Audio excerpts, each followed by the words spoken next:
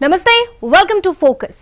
16 ఏళ్లలోపు చిన్నారులు social మీడియాపై Australia ఆంక్షలు విధించింది. అనేక దేశాలు అదే బాటలో పయనిస్తున్నాయి. భారత్లో కూడా 16 ఏళ్లలోపు సోషల్ మీడియా వినియోగించుకోకుండా బ్యాన్ విధించడం సాధ్యమేనా? సామాజిక మాధ్యమాలపై బ్యాన్ విధిస్తే దారుణాలు తగ్గిపోతాయా? ఇదే ఇవాల్టి స్పెషల్ ఫోకస్. ఉదయం లేచింది మొదలు రాత్రి నిద్రపోయే వరకు సోషల్ మీడియాకు బందీలవుతున్నారు. 16 ఏళ్లలోపు యువత అడిక్ట్ అవుతున్నారు. చిన్నారులపై సామాజిక మాధ్యమాలు తీవ్ర ప్రభావాన్ని చూపిస్తున్నాయి. తెలిసి తెలియక వయసులో కొందరు సరిదిద్దుకోలేని తప్పులు చేస్తున్నారు. TikTok, Instagram, YouTube, Facebook, Reddit, Snapchat తదితర సామాజిక మాధ్యమాల్లో మునిగి తేలుతున్నారు. ఇదే ఇప్పుడు వారి పాలిట శాపంగా మారుతోంది. సోషల్ మీడియాకు బందీలుగా యువత. ఫోన్ లేకుండా నిమిషం ఉండట్లేదు. నిత్యం సోషల్ మీడియాలోనే టీనేజర్లు. అశ్లీల చిత్రాలకు బానిసలుగా మైనర్లు. సోషల్ మీడియా ప్రభావంతో దారుణాలు. ఎక్స్, టిక్టాక్, ఇన్స్టాగ్రామ్, ఫేస్బుక్ దాపరికాలు ఏవీ లేవు. అంతా బహిరంగమే. సోషల్ మీడియా వచ్చిన తర్వాత ప్రతి విషయం అప్డేట్ చేయడం అలవాటైపోయింది. అందరికీ కాదు, కానీ కొందరికి ఇదో వ్యసనంగా మారిపోయింది. ఇంటర్నెట్ వాడకుండా ఓ 10 నిమిషాలు కూడా పట్టుమని ఉండలేని పరిస్థితి. శరీరంలో సెల్ ఫోన్ కూడా ఓ అవయవంగా మారిపోయింది. కాకపోతే దీనికి ప్రాణం ఉండదంతే. అయినా అందరి ప్రాణాలు ఇందులోనే. కాసేపు కనబడకపోతేనే విలవిల్లాడిపోతున్నారు. పెద్దలే ఇలా ఉంటే పిల్లలు ఇంకెలా ఉంటారు? వాళ్లకి గోరుముద్దల నాటి నుంచే మొబైల్ అలవాటవుతోంది. అది కాస్త వ్యసనంగా మారిపోతోంది. వయసు పెరిగే కొద్దీ ఆన్లైన్లో అసభ్యకర కంటెంట్ చూసేంత వరకు దారితీస్తోంది. యుక్త వయసులో అడ్డదారులు తొక్కడానికి కారణమవుతోంది. ప్రస్తుత డిజిటల్ యుగంలో ఎవరి చేతిలో చూసినా మొబైల్ ఫోనే దర్శనమిస్తోంది. వారందరి ఫోన్లలో కనిపించే common point social media accounts. అయితే చాలా కొద్ది మంది మాత్రమే వాటిని పరిమితంగా వాడుతున్నారు. మిగిలిన వారంతా వాటిలోనే జీవిస్తున్నారు అంటే అతిశయోక్తి కాదు. రాత్రి పగలు అనే తేడా లేకుండా, నలుగురితో కలవకుండా ఒంటరిగా కూర్చొని సోషల్ మీడియాతో కాలం గడిపేస్తున్నారు. దీంతో క్రమంగా తమకు తెలియకుండానే సోషల్ మీడియాకు బానిసలుగా మారిపోతున్నారు. ఇలాంటి వారు ఆందోళన, నిద్రలేమి, ఒత్తిడి మొదలు సూసైడ్ టెండెన్సీతోనూ బాధపడుతున్నారు. కొందరు క్రిమినల్ యాక్టివిటీస్ కు పాల్పడడం వంటి తీవ్ర చర్యలకు తెగిస్తున్నారు. మరికొందరు సోషల్ మీడియాలో తమ పర్సనల్ ఇన్ఫర్మేషన్ షేర్ చేస్తూ సైబర్ బాధితులుగా మిగిలిపోతున్నారు. ఈ నష్టాలపై అవగాహన లేని టీనేజర్స్ సోషల్ మీడియా అనే బందీఖానాలో మగ్గిపోతున్నారు. తెలిసి తెలియని వయస్సు. మంచి చెడులను విడమర్చి చెప్పేవారు లేరు. తప్పు చేస్తే దండించడం లేదు. సోషల్ మీడియా, వెబ్ సిరీస్లు చూస్తూ పెరుగుతున్నారు. పుస్తకాలతో కుస్తీ పట్టాల్సిన చేతులతో కత్తులు పడుతున్నారు. తమకు నచ్చింది దక్కించుకునేందుకు హత్యలకు సైతం వెనకాడటం లేదు. దీనికి సోషల్ మీడియా ఆజ్యం పోస్తుండగా తల్లిదండ్రులు, ఉపాధ్యాయుల పర్యవేక్షణ లోపం పిల్లల బాల్యాన్ని గతి తప్పేలా చేస్తుంది. చిన్న వయసులోనే సిగరెట్లు, లిక్కర్, డ్రగ్స్ కు బానిసలుగా చేసి క్రిమినల్స్ గా మారుస్తోంది. అశ్లీల చిత్రాలకు సైతం మైనర్లు బానిసలుగా మారుతున్నారు. సోషల్ మీడియాపై ఆస్ట్రేలియా బ్యాన్ విధించగా భారత్లోనూ ఈ చర్చ తెరపైకి వచ్చింది. Annual status of education report ప్రకారం భారత్లో 14 నుంచి 16 ఏళ్ల మధ్య వయసున్న వాళ్ళు 76% మేర సోషల్ మీడియాను వాడుతున్నారు. అదే చదువు కోసం ఫోన్ వాడుతున్న వారు 57% ఉన్నారు. 14 ఏళ్ల వరకు మొబైల్ వినియోగం అనేది కట్టడి చేస్తేనే మంచిదని నిపుణులు సలహా ఇస్తున్నారు. కానీ ఈ సలహాలు పట్టించుకున్నవారు లేరు. ప్రస్తుత పరిస్థితుల్లో తల్లిదండ్రులిద్దరూ పనిచేస్తే తప్ప కుటుంబాలు గడవడం లేదు. ఉపాధి, ఉద్యోగాల్లో బిజీగా ఉండే పేరెంట్స్ ఇంటికి రాగానే టీవీలకు, ఫోన్లకు అతుక్కుపోతున్నారు. పిల్లల కోసం పట్టుమని గంట సమయం కూడా కేటాయించడం లేదు. స్కూల్లో రోజు ఎలా గడిచిందో, ఉపాధ్యాయులు ఏం చెప్పారో, స్నేహితులు ఎలా ప్రవర్తించారో తెలుసుకునే తీరిక లేదు. పిల్లలకు ఏది మంచో, ఏది చెడో చెప్పడం లేదు. ఈ క్రమంలో కుటుంబ బంధాలు, అనుబంధాలు పలచబడుతున్నాయి. తల్లిదండ్రుల పట్టింపులేమితో పిల్లలు ఓ వయసుకు రాగానే స్కూళ్లలో చెడు స్నేహాలకు అలవాటు పడుతున్నారు.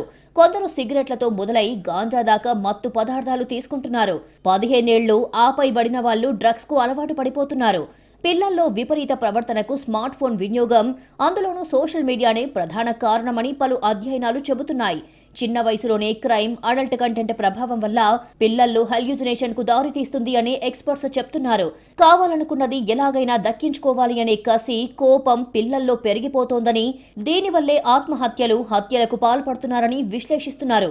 సెపియన్ ల్యాబ్స్ అనే సంస్థ మన దేశంలో స్మార్ట్ ఫోన్ వాడుతున్న పిల్లలపై అధ్యయనం చేసి పలు ఆసక్తికర విషయాలు బయటపెట్టింది. మన దేశంలోని 10,000 మంది పిల్లలపై చేసిన ఆ స్టడీ రిపోర్ట్ ప్రకారం దేశంలో సగటున 11 ఏళ్ల వయసు నుంచే పిల్లలు స్మార్ట్ ఫోన్ వినియోగిస్తున్నారు. ఫోన్ వినియోగం వల్ల ప్రధానంగా 13 నుంచి 17 ఏళ్ల వయసున్న టీనేజ్ పిల్లల్లో బాధ, కోపం, గిల్ట్, భయం లాంటి విపరీత పోకడలు కనిపించాయి. మొత్తం మీద 46% మంది వాస్తవానికి దూరంగా బతుకుతున్నారు అని తేలింది. 37% మందిలో ఆత్మహత్య ఆలోచనలు ఉన్నాయని ఈ నివేదిక వెల్లడించింది. ఫోన్ వాడుతున్న వారు మానసిక సమస్యల బారిన పడుతున్నారని రిపోర్టు ఆందోళన వ్యక్తం చేసింది. ఒకప్పుడు సందేశాత్మక కుటుంబ కథా చిత్రాలు యువత భవిష్యత్తుకు బాటలు వేసేవి. ప్రస్తుతం సోషల్ మీడియా అసాంఘిక కార్యకలాపాలకు కేర్ ఆఫ్ అడ్రస్ గా మారాయి. క్రైమ్ థ్రిల్లర్ సిరీస్లలో హత్యలు, అత్యాచారాలు ఎలా చేయాలో, పోలీసులకు ఆధారాలు చిక్కకుండా ఎలా తప్పించుకోవాలో చూపిస్తున్నారు. ఇలాంటి హింసాత్మక సన్నివేశాలతో పాటు అశ్లీల దృశ్యాలను చూస్తూ తల్లిదండ్రులు స్క్రీన్లకు అతుక్కుపోతారని, కానీ వాటిని చూసే పిల్లల భవిష్యత్తు మాత్రం అంధకారంలోకి వెళ్తుందని నిపుణులు హెచ్చరిస్తున్నారు. చిన్నారులపై సామాజిక మాధ్యమాలు తీవ్ర ప్రభావాన్ని చూపిస్తున్నాయి. మానసిక సమస్యలతో పాటు వాటి ప్రభావం వల్ల తెలిసి తెలియని వయసులో కొందరు సరిదిద్దుకోలేని తప్పులు చేస్తున్నారు. ఈ నేపథ్యంలోనే ఇటీవల ఆస్ట్రేలియా ప్రభుత్వం 16 ఏళ్ల లోపు పిల్లలకు సోషల్ మీడియాను బ్యాన్ చేసింది. ఈ నేపథ్యంలో భారత్లోనూ ఈ నిబంధన అమలు చేస్తే ఎలా ఉంటుంది అన్న చర్చ ఇప్పుడు నడుస్తోంది. చిన్నారులపై సామాజిక మాధ్యమాల ప్రభావం, తెలియని వయసులో సరిదిద్దుకోలేని తప్పులు, సోషల్ మీడియాపై ఆస్ట్రేలియా నిషేధాజ్ఞలు, భారత్లోనూ బ్యాన్ చేయాలి అన్న డిమాండ్లు. 16 ఏళ్లలోపు పిల్లలు సామాజిక మాధ్యమం వాడకుండా నిషేధం విధించింది ఆస్ట్రేలియా. ఈ నిబంధనలు తీసుకొచ్చిన తొలి దేశంగా ఆస్ట్రేలియా రికార్డు సృష్టించింది. టిక్ టాక్, యూట్యూబ్ సహా మెటాకు చెందిన ఇన్స్టా, ఫేస్బుక్ కూడా వాడడానికి వీల్లేకుండా కఠినంగా ఈ చట్టాన్ని అమల్లోకి తెచ్చింది.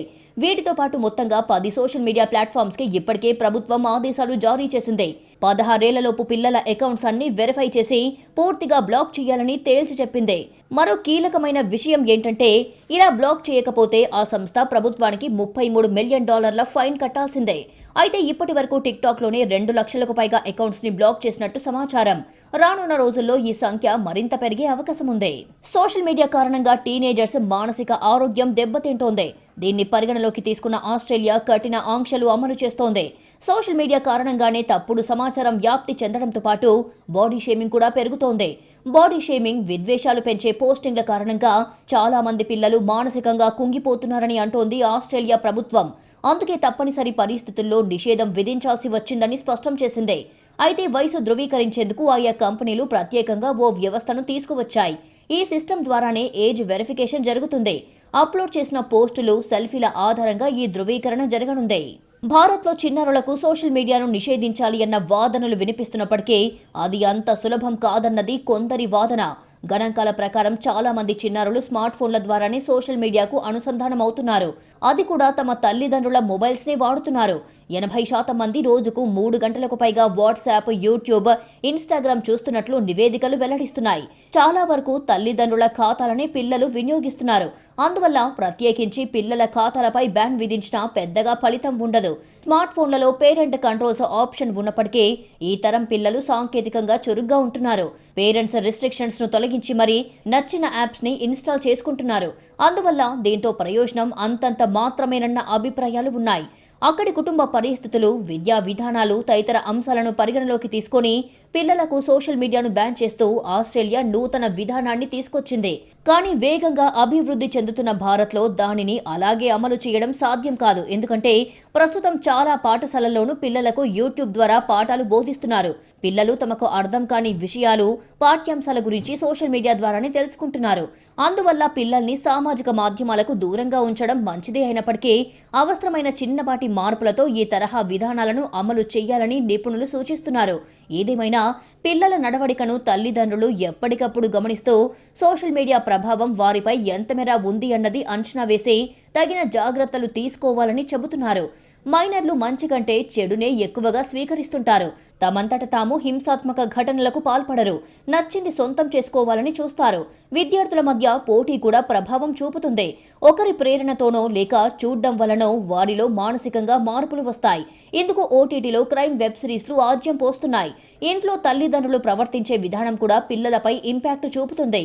పిల్లలకు పేరెంట్స్ టైం కేటాయించడంతో పాటు మంచేదో చెడేదో చెప్పుకుంటూ పెంచాలి. నైతిక విలువలను కరిక్యులంలో భాగం చేసి ఉపాధ్యాయుల ద్వారా నైతిక విలువలను బోధించాలి. భారత్లో సామాజిక మాధ్యమాలను వినియోగిస్తున్న వారిలో పిల్లలు, యువతే అధికం. అందువల్ల తక్షణమే ఈ తరహా విధానాన్ని తీసుకురావాల్సిన అవసరం ఉందని కొందరు సోషల్ మీడియా వేదికగా వాదిస్తున్నారు. తల్లిదండ్రులు, ఉపాధ్యాయులు, ఇన్ఫ్లుయెన్సర్లు కూడా ఈ చర్చలో భాగస్వాములు అవుతున్నారు. 16 ఏళ్లలోపు పిల్లలకు సోషల్ మీడియా బ్యాన్ అవకాశాలను పరిశీలించాల్సిన సమయం ఆసన్నమైందని నిపుణులు అభిప్రాయపడుతున్నారు.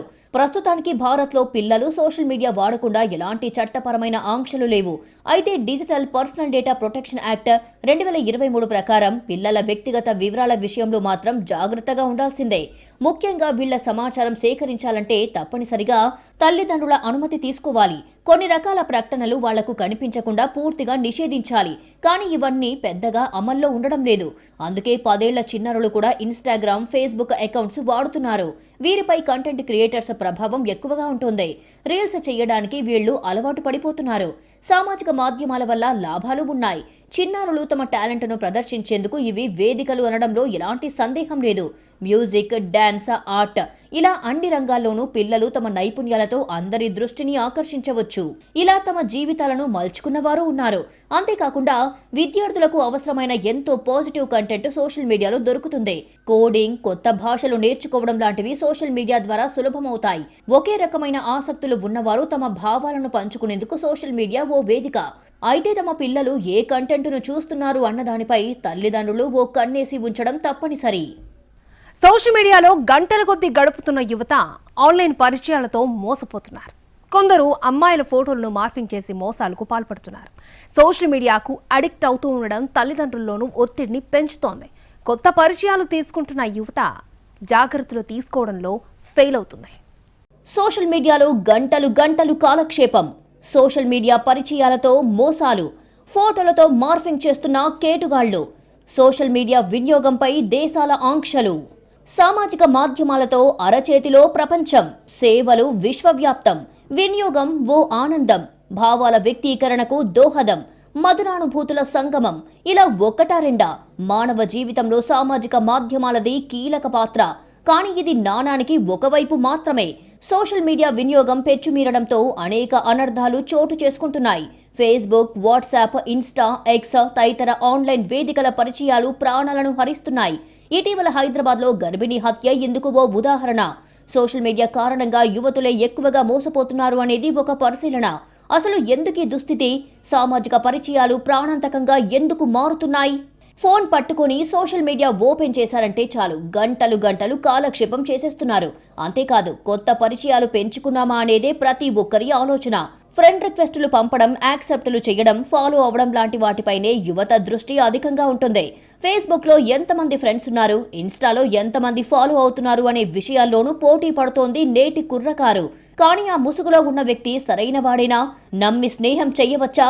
చెప్పే మాటల్లో వాస్తవం ఎంత అనే విషయాలను మర్చిపోతున్నారు. చిక్కులు కొని తెచ్చుకుంటున్నారు. ఫలితంగానే అనేక ప్రమాదాలు చోటు చేసుకుంటున్నాయి. మోసపోవడం, ప్రాణాలు కోల్పోవడం లాంటివి కూడా క్రమంగా పెరుగుతున్నాయి. సామాజిక మాధ్యమాల ద్వారా జరుగుతున్న మోసాలు ఎలా ఉంటున్నాయంటే, కొందరు యువకులు యువతుల్లా నటిస్తూ అమ్మాయిల ఫోటోలు సేకరిస్తారు. వాటిని సదరు అమ్మాయిలకే పంపించి బెదిరిస్తున్న ఘటనలు అనేకం ఉన్నాయి. ఇంకొందరైతే అమ్మాయిల పేరిట ఖాతాలు సృష్టించి యువతులకు ఫ్రెండ్ రిక్వెస్టులు పంపించి వారిని ఆకట్టుకునేందుకు ప్రయత్నిస్తారు. మెల్లగా వలపు వల విసిరి నమ్మించి మోసాలకు పాల్పడుతున్నారు. ఒక్కోసారి ఫోటోలు మార్ఫింగ్ చేసి బెదిరించి డబ్బులు గుంజుతున్నారు. కొన్ని సందర్భాల్లో మోసపోయిన వారు పెళ్లంటూ వెంటపడితే వారిని అంతం చేయడానికి వెనకాడ్డం లేదు. ముఖ్యంగా సామాజిక మాధ్యమాల్లో యువతులకు అవుతున్న పరిచయాలు ఆందోళనకు దారితీస్తున్నాయి. అవతలి వ్యక్తి తీయని మాటలు నమ్మే వ్యక్తిగత ఫోన్ నంబర్లు ఇస్తుండడం ప్రమాదాలకు కారణమవుతుంది. సామాజిక మాధ్యమాల్లో మొదలైన స్నేహం మొదట చెట్టాపట్టాలేసుకుని తిరిగేలా చేస్తుంది. అది కాస్త మెల్లగా ప్రేమగా మారుతుంది. ఆ ప్రేమ అనేక మోసాలకు దారితీస్తుంది. ప్రాణాలు కోల్పోవడానికి కారణమవుతోంది. అందులోనూ 16 నుంచి 25 ఏళ్ల వయసున్న వారే ఎక్కువని పోలీసుల పరిశీలనలో వెల్లడయ్యింది. అవతలి వ్యక్తులను అంచనా వేయలేకపోవడం, భవిష్యత్ పరిణామాలు ఊహించలేకపోవడమే కారణాలని పోలీసులు చెబుతున్నారు. ఆస్ట్రేలియాలో 16 ఏళ్లలోపు పిల్లలు సోషల్ మీడియా వాడకుండా, అలాగే చాలా దేశాలు నిషేధం కూడా విధించాయి. మరికొన్ని దేశాల్లోనూ ఇదే విధంగా సోషల్ మీడియాపై ఆంక్షలు ఉన్నాయి. పూర్తిస్థాయి నిషేధం లేదు, కానీ కొన్ని సవరణలతో వాడుకునే విధంగా నిబంధనలు తీసుకొచ్చారు.